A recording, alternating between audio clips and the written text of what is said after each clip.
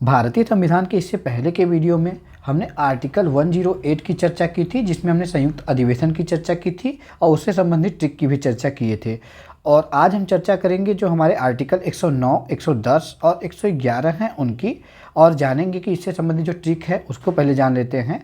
तो एक धन था, जो स्पेशल धन था, उसे पूरा बेटा जो था एक व्यक्ति का, उसने क्या किया तो जेब में भरकर लेके चल दिया। तो स्पेशल धन पूरा बेटे के जेब में है। तो बेटे के जेब में है, आप देख सकते हैं। तो स्पेशल धन किसके जेब में है तो बेटे के जेब में है। तो स्पेशल से हो जाएगा धन विधेयक का विशेष प्रावधान। जो स्पेशल प्रावधान है उसकी चर्चा किस में की गई है तो आर्टिकल 109 में की गई है। और उसके बाद फिर आर्टिकल 110 की बात करें तो आप देखेंगे यहाँ पे जो धन तो पूरा, तो यहाँ धन से हो जाएगा धन विधेयक और पूरा से हो जाएगा परिभाषा। तो धन विधेयक की जो परिभाषा है किस में दी गई है तो आर्टिकल 110 में दी गई है। और बेटे के जेब में तो वीटो पावर किस में है तो आर्टिकल 111 में दी गई है। और जेब से हो जाएगा कि जेबी वीटो का भी जो चर्चा है किस में है, इसमें 3 प्रकार के वीटो की चर्चा है। तो जेबी वीटो जो हो गया उसकी चर्चा भी इसी में है। तो बेटे के जेब में है तो बेटे से हो जाएगा यहाँ पे वीटो पावर।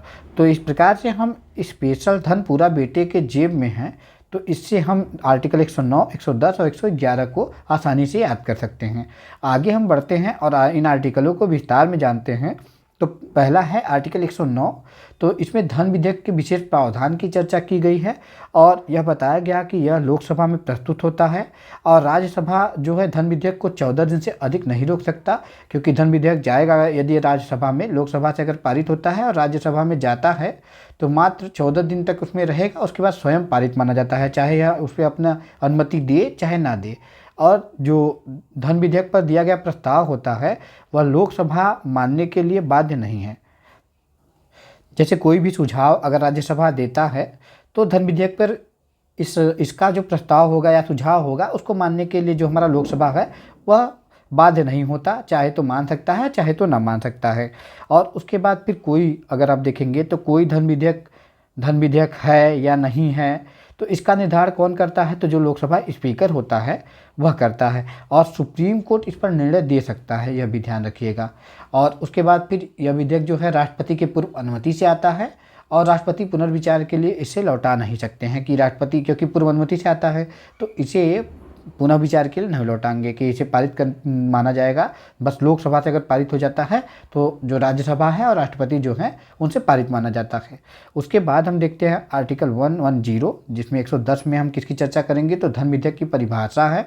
तो परिभाषा की चर्चा की गई है। देखिए आर्टिकल 109 में स्पेशल प्रावधान की चर्चा की गई थी और आर्टिकल जो मतलब कि ये लोकसभा में प्रस्तुत होगा और जो राज्यसभा है या 14 दिन से अधिक नहीं रोक सकता है और 14 दिन बाद स्वयं पारित माना जाएगा। और जो प्रेसिडेंट होते हैं हमारे वो क्या होता है कि पहले से पूर्व अनुमति रहती है इस पे।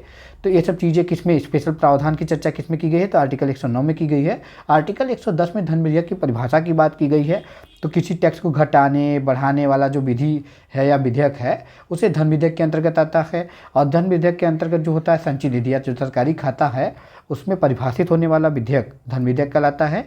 और किसी टैक्स को घटाने या बढ़ाने वाला जो बात होता है वो किसके अंतर्गत आता है तो धन विधेयक के अंतर्गत आता है। इसमें आप ध्यान देंगे कि व्यय की चर्चा नहीं की गई है। आगे हम जब वित्त विधेयक की बात करेंगे तो उसमें धन के साथ साथ जो होगा उसमें व्यय की भी बात करेंगे। आगे हम इसकी भी चर्चा करेंगे जो आर्टिकल 117 में है, 117 में है। तो आगे बढ़ते हैं हम और 111 आर्टिकल को देखते हैं।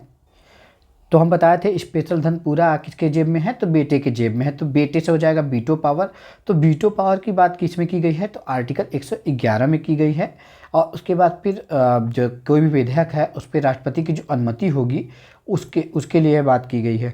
तो कोई विधेयक हो तो देखिए हमारा जो भारतीय संविधान है उसमें क्या है, अगर इंडिया का कॉन्स्टिट्यूशन देखेंगे तो उसमें 3 प्रकार के जो हैं जो राष्ट्रपति की अनुमति है उसकी बात की गई है, वीटो शक्ति की बात की गई है। जबकि अगर यूएसए का अगर कॉन्स्टिट्यूशन देखेंगे तो उसमें 4 प्रकार के जो वीटो पावर हैं उनकी बात की गई है।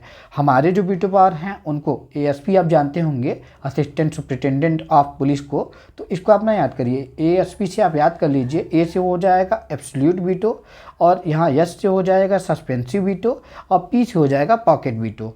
तो यहाँ पे 3 हैं। एएसपी से आप याद कर सकते हैं, अत्यंतकारी या एब्सोल्यूट वीटो, निलंबनकारी या फिर सस्पेंसिव वीटो, और जो जेबी वीटो है इसकी चर्चा जो है यह की गई है। तो अमेरिका में 4 प्रकार के वीटो का प्रावधान है। जो चौथा होता है वो क्या होता है, तो क्वालिफाइड वीटो होता है, जिसे हम विशेषाधिकार वीटो भी कहते हैं, और यह भारत में लागू नहीं है। अच्छा, यह क्या होता है इसके बारे में जान लीजिए। तो अमेरिका में क्या होता है कि यह विधेयक तब लाया जाता है जब 1/2 विधेयक से कोई विधेयक पास हो जाता है और वह राष्ट्रपति के पास जाता है, लेकिन वह पुनर्विचार के लिए भेज देता है। तो अगर उस विधेयक को पुनर्विचार के लिए भेजा गया है तो 2/3 बहुमत के साथ जो मत होंगे उनके साथ पारित किया पड़ेगा। स्पेशल जो बहुमत होगा उसके साथ, अर्थात 2/3 जो मत होगा उसके साथ। पहले देखिए 1/2 से ही पास हो जाता, लेकिन इस पर क्या किए प्रेसिडेंट थे, वो टिप्पणी कर दिए और अपना क्या कर दिए, पुनर्विचार के लिए लौटा दिए। तब अब मजबूरी है कि 2/3 जो मत होंगे उससे इसे पारित करना होगा, तभी आगे बढ़ेगा, नहीं तो नहीं बढ़ेगा। और आगे हम जान लेते हैं जो अत्यंतकारी वीटो है, एब्सोल्यूट वीटो जिसे कहते हैं, उसका निलंबनकारी वीटो, सस्पेंसिव वीटो और पॉकेट वीटो, तो इनकी हम चर्चा कर लेते हैं। और जो क्वालिफाइड वीटो है, यह भारत के जो संविधान में इसकी चर्चा नहीं की गई है। इसकी संविधान किसकी की गई है, तो जो यूएसए का संविधान है उसमें इसकी चर्चा की गई है। तो आगे हम जान लेते हैं कि हमारे जो राष्ट्रपति हैं उनके पास मुख्य रूप से देखेंगे तो 3 प्रकार की शक्तियाँ हैं। 3 प्रकार की शक्तियों में एब्सोल्यूट वीटो है और सस्पेंसिव वीटो है और पॉकेट वीटो है। अब देखिए एब्सोल्यूट वीटो या अत्यंतकारी वीटो क्या होता है कि जब किसी विधेयक पर जो होता है पूर्णतः समाप्त करना हो, जैसे पूर्ण रूप से उसे समाप्त करना हो, तो क्या करते हैं कि उसके लिए विधेयक जो अत्यंतकारी वीटो है या एब्सोल्यूट वीटो है इसको लाया जाता है। और अगर इसको आप राष्ट्रपति लगा देते हैं तो विधेयक जो होता है पुनः विचार के लिए नहीं आता है। लेकिन हाँ, एक बात हुआ क्या कि 42वें संविधान संशोधन द्वारा ये राष्ट्रपति की ये जो शक्ति थी इसे समाप्त कर दिया गया। अब यह क्या कहा गया है कि अब राष्ट्रपति रद्द नहीं कर सकता है विधेयक को। तो एक तरीके से देखेंगे तो यह भी जो हमारा एब्सोल्यूट वीटो है इसी भी समाप्ति कर दिया गया है। वर्तमान में केवल 2 वीटो पावर बचे हुए हैं भारतीय जो प्रेसिडेंट हैं उनके पास, एक जो है सस्पेंसिव वीटो और एक जो है वो पॉकेट वीटो हो गया। तो देखिए निलंबनकारी या सस्पेंसिव वीटो क्या होता है कि राष्ट्रपति किसी विधेयक को अगर पुनर्विचार के लिए लौटा देता है, मतलब सस्पेंसिव कर देता है, निलंबनकारी कर देता है इस प्रकार से, तो राष्ट्रपति क्या करता है किसी विधेयक को पुनर्विचार के लिए लौटा देता है। लेकिन हाँ, अगर वह विधेयक दोबारा आता है तो उसे हस्ताक्षर करना ही पड़ेगा, उसकी मजबूरी है।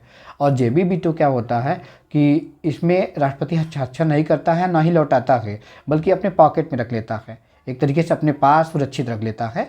तो अपने पास सुरक्षित रखने की घटना को ही क्या कहते हैं कि पॉकेट में रख लिया, तो इसीलिए इसे पॉकेट वीटो या जेबी वीटो, पॉकेट को जेबा कहते हैं, यहाँ पे जेबी, तो जेबी वीटो हो गया।